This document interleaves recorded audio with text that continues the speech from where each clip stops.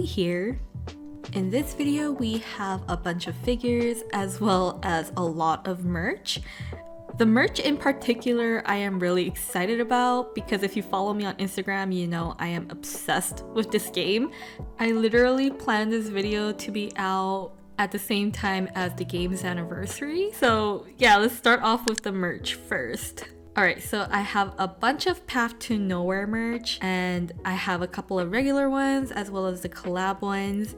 And we'll start off with the regular ones first because it has my number one favorite character, and her name is Irene, my capitalist queen.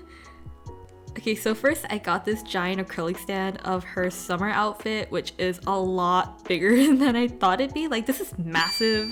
I think this is the biggest acrylic stand I have. And I also picked up this acrylic stand diorama of Irene, EMP, and Demolia. I don't actually remember if they have any connections, but I just thought this was like a really cute acrylic stand, so I picked this up too. And here's both of them side by side so you can see how massive the summer one is. Like, why is this so big? It's amazing. I love it. Anything for my girl. I also picked up a Shikishi board and this holo ticket of Cabernet, and I literally just bought this because I think her event was still going on when I bought this, and I saw it and I was like, oh, I need that.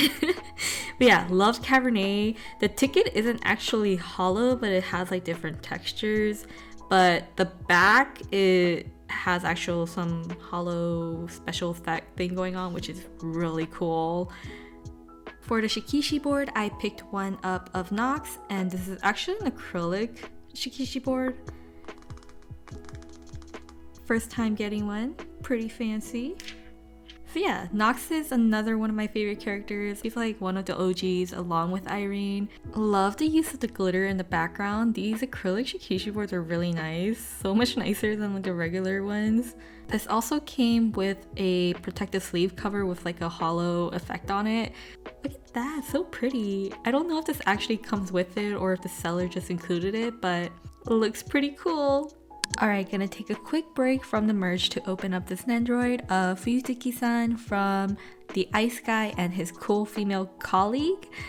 And this Nendoroid doesn't really come with a lot of accessories. She comes with like a phone, and most importantly, her cat, Nyamero, which is like 50% of the reason why I bought this for this pose specifically. It's so cute. I also got Himuro, but he is stuck at Ami Ami, and I put him on a boat, so it's gonna be a while until I get him. So I'm just gonna open up her first because I'm super excited for her. And here she is out of the box. This is her default pose, and I don't know if I'm misremembering, but I don't remember faceplates coming individually wrapped before. So this is new, and both of her faceplates are really cute. But I'm gonna go with the blushing one because that's always like my go-tos. And here she is holding her cat, Nyamero. So adorable. This is amazing. I am worried a bit that the black paint is gonna rub off on her face because it does touch it, but it's probably fine. And I did order this directly from Good Smile, so I did get the pre-order bonus, which is the Shikishi board. And I love sunflowers, and this art is very pretty, so I thought it was worth it to spend a little more to get this. Alright, next up we are gonna open a scale figure of Marin from My Dress Up Darling, and this is the Aniplex one. I think this one was the first scale figure of her to go up for pre-orders and maybe release, and I still think that this is like one of her best ones. She has a lot more options now, but none of them have really caught my eye. Just from a design perspective, they aren't really for me, and I do really like this one. It's pretty basic, but I think it really captures her character well and is cute. So yeah, just stuck with this one. And once again, this is the 1/7 scale Kitagawa Marin figure from Aniplex, and she was a bit expensive at 19,500 yen, which is about $145 at the time. And I did pick her up from Hobby Genki because she was an Aniplex exclusive, so a lot of stores didn't have her. But I think she came out great, so let's check her out. So let's start off with the face because I remember when she first went up, people did not like it for some reason. Personally, I think it looks like her and it looks like her face, so I'm okay with it. Other than the character herself, I also really love her bag, especially the pins and plushie on it, the accessories. They look so cute. And another thing I really love about this figure is the base. It is so cute. I love the design of it, and it's really small, which is always a big plus. I also really love how her hair came out. They nailed the ombre hair color, and her outfit also looks pretty great. There's not much shading going on, but the different folds and like the sculpting in general looks great. Plus, you can see that there's like movement to it, so it does add some dynamicity and really helps elevate a relatively basic figure. So yeah, pretty great. Is it worth 19,000 yen? Probably not, but it's Aniplex, so gotta pay that tax.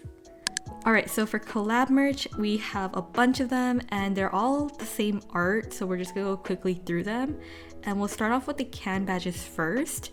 And I picked up 5 of them. There's 6 characters in the collab, but I didn't pick up Demon because I just wanted my girls. So we have Serpent and Hamel on top, and then we have Zoya and Langley on the bottom.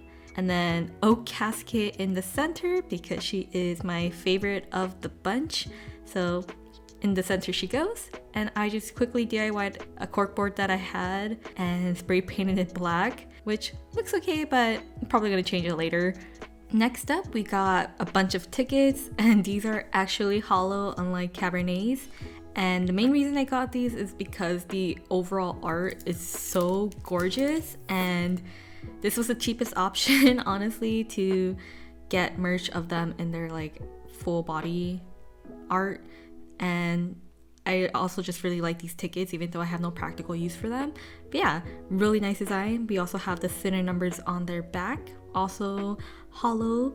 Look at that, so cool. Love all of their art, and they are reusing it for the anniversary event for Global and Japan. In Japan, they are reusing the merch as well. I think it's for like Anime Cafe collab, but the one I picked up is from the Happy Zoo collab in China, but I don't think there's that much of a difference, or if any. So yeah, hopefully more stock means lower prices so I can like pick up the ones I didn't get.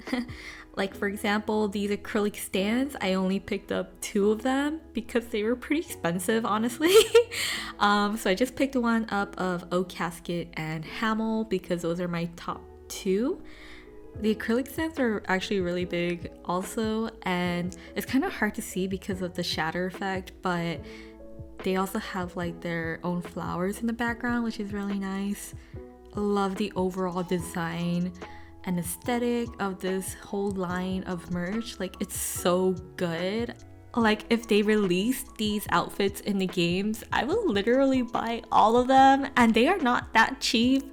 They're pretty expensive, and I will literally buy all of them. That's how good they are, and I would never switch from them ever. Alright, our final items are 2 scale figures, and these are the Nana figures, and it is both Nana and Hachi. And one thing I really like about this box is that it kind of forms a display of sorts, which is really neat. Nice product design there. I also like how both boxes kind of mirror each other. It's kind of like playing off the characters themselves. It's really nice. But yeah, I'm honestly still surprised that this series actually got something merch related after all these years.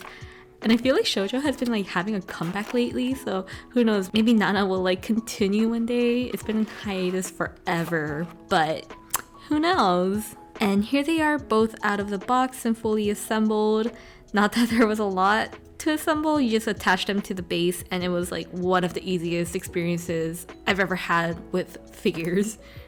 That said, let's take a closer look at Nana first, because I always thought she was super cool and she is my favorite of the 2. So here is Osaki Nana, and she is by Hobby Max, and she is a 1/8 scale, but she is a lot smaller than I thought she would be, and she was pretty expensive. I did get her from Tom, and they paid about $168, which is really expensive, but I had to do it for them.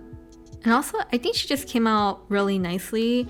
Starting with the face, pretty much Nana's exact face to me. I just don't like how her face is like kind of hidden because of her hat, but whatever, fashion. And she also has her tattoo there, which is really nice.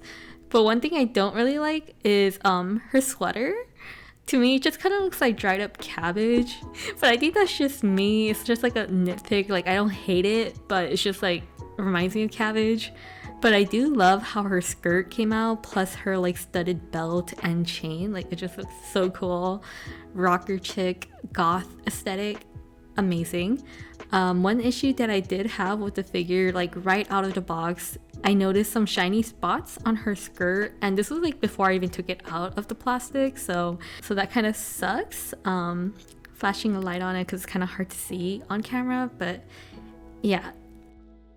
And for all you fishnet tight fans, they do use real fabric for this figure, which is a nice surprise. For some reason I didn't think they would do that, but they did, and it's a nice touch.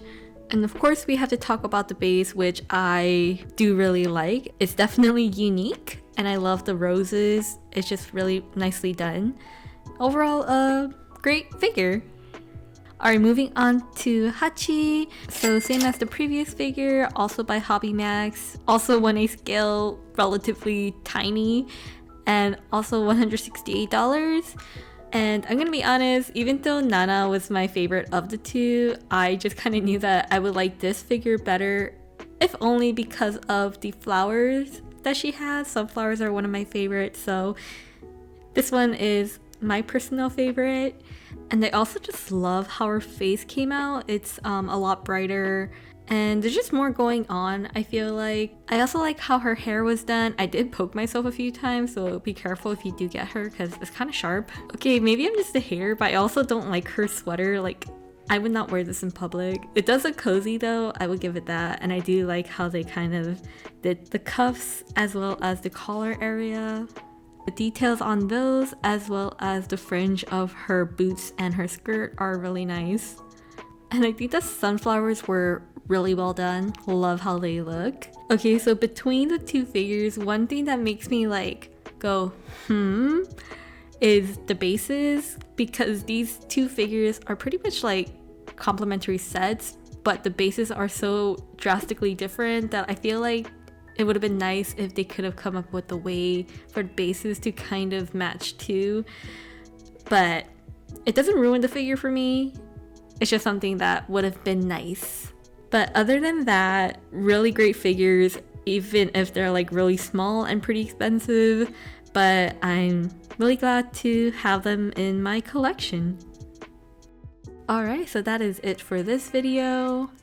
Usually I have some sort of theme or grouping going on for each unboxing, but this has been a pretty random assortment of figures and merch, I feel like. But it is what it is, am I right? Anyways, thank you guys so much for watching, and I'll see you guys in the next one. Bye bye!